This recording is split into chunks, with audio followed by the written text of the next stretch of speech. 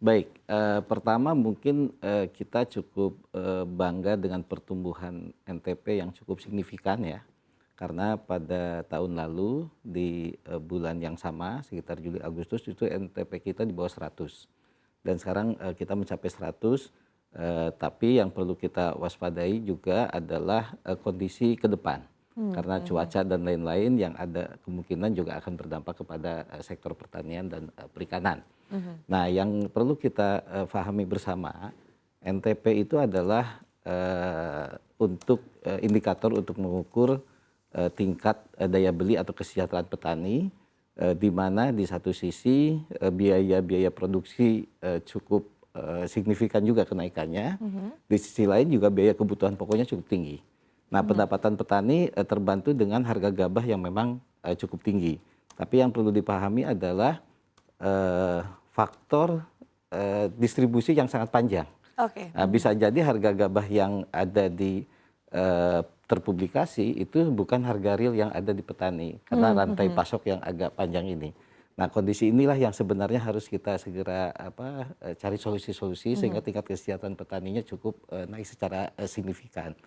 Nah, yang, kita lihat lagi di NTP ini, kita mungkin bisa juga mengukur, berapa sih, tingkat pendapatan petani real. Mhm. Saya mengasumsikan perbandingan upah buruh dan upah tani. Mhm. Jadi kalau upah buruh di data BPS tahun lalu, saya ada yang tahun ini belum dapat, eee, upah buruh itu di sekitar angka 90 ribuan per hari. Mhm. Tapi kalau petani masih sekitar 58 ribu. Artinya ini ada selisih yang, cukup tinggi sehingga, petani akan, banyak banyak masyarakat yang justru tidak memilih profesi sebagai petani. Nah, Mhm. ini tantangan kita ini Mbak Iva. Iya betul. Ya, Ini juga terus digaungkan begitu ya harus Pak, digaungkan terus. bahwa ke depannya dikhawatirkan nanti malah justru krisis petani begitu Betul, ya, karena tadi, upah juga yang, cukup tinggi begitu ya tadi untuk, iya, gap-nya juga iya, bahkan, terhadap buruh begitu ya. Nah tapi di betul, satu sisi ketika kita lihat, Pak Guntur begitu ya, tadi Anda menyebutkan seperti apa sebetulnya, dikhawatirkan bahwa harga gabah yang tinggi ini juga, sebetulnya disebabkan oleh rantai pasoknya yang iya, begitu, betul. besar begitu. Tapi kenyataannya di lapangan yang dirasakan oleh petani terkait dengan hal ini seperti apa, Pak? Iya, pertama, pemerintah sudah, meningkatkan harga pokok pembelian ya, HPP gabah dan, gabah kering kering dan gabah kering panen, yang dibandingkan tahun sebelumnya memang cukup signifikan. Sekarang harga, GKP itu sekitar 5.000, GKG-nya sekitar 6.200. Nah, persoalannya harga di lapangannya, harga realnya itu jauh lebih tinggi dari itu. Mhm. Nah, kenapa harga ini tinggi? Karena memang biaya produksinya cukup tinggi. Mhm. Mhm. Kenaikan, pupuk, kemudian, masih langkanya pupuk subsidi, kemudian juga, biaya-biaya lainnya yang, saprodi dan lain-lain yang bisa mendukung produksi. Nah, ini juga berpengaruh kepada biaya produksi. Mhm. Nah, persoalan sekarang adalah, bagaimana harga yang cukup tinggi ini dapat memberikan margin yang sebaik-baiknya buat petani. Mhm. Artinya perlu efisiensi di produksi. Mhm. Nah, kalau mengukur tingkat kesejahteraan ya, sejujurnya saat ini petani masih nasibnya belum begitu sejahtera. Nah, ini Mhm. tantangan kita Mhm. ini Mhm. Mbak Mhm. Eva. Heeh. Jadi itu. Tapi di satu sisi apakah memang sudah mulai ada nih perbaikan margin begitu ya Pak ya? Tadi di satu sisi juga kan sebetulnya harga sudah merangkak naik Ya, begitu. Dari sisi konsumen juga kita ketahui mungkin ibu-ibu juga sudah mulai menjerit udah begitu Pak. menjerit Karena ya. harganya juga naik begitu ya sudah beberapa bulan terakhir tapi masih belum turun-turun Pak Guntur Iya, begitu. Tapi di sisi at least kalau kita lihat mungkin di sisi petani juga sudah sedikit ada perbaikan begitu Pak atau iya, masih sama-sama saja sebetulnya? Karena percuma begitu Pak nanti iya. ibu-ibu sudah menjerit tapi di sisi lain petani juga sama-sama masih menjerit begitu Pak. Nah, ini yang menjadi, permasalahan dan tantangan kita sebetulnya.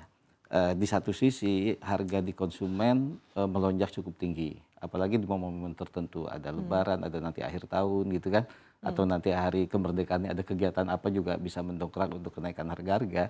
Mmm. Tapi di sisi lain juga, petani tidak selalu terkorelasi dengan harga yang ada di pasar. Oke. Nah, Mhm. Mhm. kenapa ini terjadi? Pertama adalah petani tidak memiliki akses langsung ke pasar. Mhm. Nah, Mhm. di sini banyak, Tadi ya. Mhm. perantara-perantaranya. Mhm. Nah, perantara yang panjang inilah yang sebenarnya, menjadikan rantai pasok itu menjadi semakin panjang. Mhm. Mhm. Nah, petani juga tidak mengetahui informasi harga yang real yang ada di pasar, Mhm. Mhm. gitu. Mhm. Dan bahkan petani itu banyak juga yang nggak memahami HPP dia berapa sih.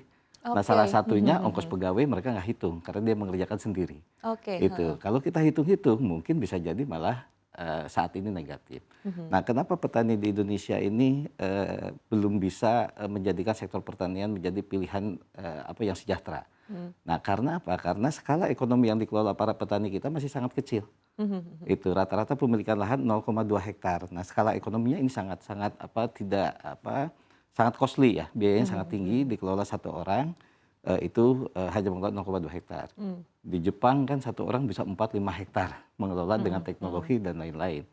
Nah, ada hitungan ideal yang kita lihat Intani sering mensimulasikan. Kalau kita menanam di industri pangan itu dikelola oleh keluarga itu mungkin minimal harus 2 hektar. Nah, bagaimana ini supaya bisa apa mengatasi permasalahan yang pemilikan lahan yang minim ini? Nah, salah satunya adalah bagaimana mengelompokkan para petani untuk menggarap menggarap lahan secara terkelola dan di situ bisa berbagi tugas dan di lain itu dia juga akan mengembangkan sektor-sektor lainnya sehingga efektivitas untuk mengelola lahan itu akan menjadi lebih efisien. Misalnya kalau kita kumpulkan petani menjadi 10 hektar gitu kan, nah mungkin ada 5 petani atau ada berapa petani gitu, itu akan berbagi. Mereka hanya mengelola mungkin 2 hari, yang lain 2 hari. Nah 28 harinya dia bisa mengembangkan ternak, dia bisa mengembangkan budidaya yang lain sehingga penghasilannya akan meningkat lebih tinggi. Oke, tadi ketika Anda menyebutkan begitu ada pengelompokan-pengelompokan, ini sebetulnya ditujukan kepada siapa begitu yang bertugas untuk mengelompokkan ini, Pak? Ya, sebenarnya di lapangan sudah ada kelompok tani. Nah, bagaimana kita bisa mengoptimalkan kelompok tani sampai ke ranah manajemen pertanian di bawah gitu di desa. Saat ini mungkin peran dan fungsi kelompok tani perlu ditingkatkan lagi, tidak hanya sebatas mendata petani untuk menerima subsidi, tidak hanya sebatas untuk menyalurkan pupuk atau bantuan pemerintah, tetapi lebih dari itu adalah bagaimana kelompok ini menjadi satu ekosistem gitu ya, yang masuk ke rantai pasok pertanian tadi. Oke. Itu sehingga apa biaya produksi bisa jadi lebih murah, kemudian harga jualnya lebih tinggi karena rantai pasoknya lebih pendek.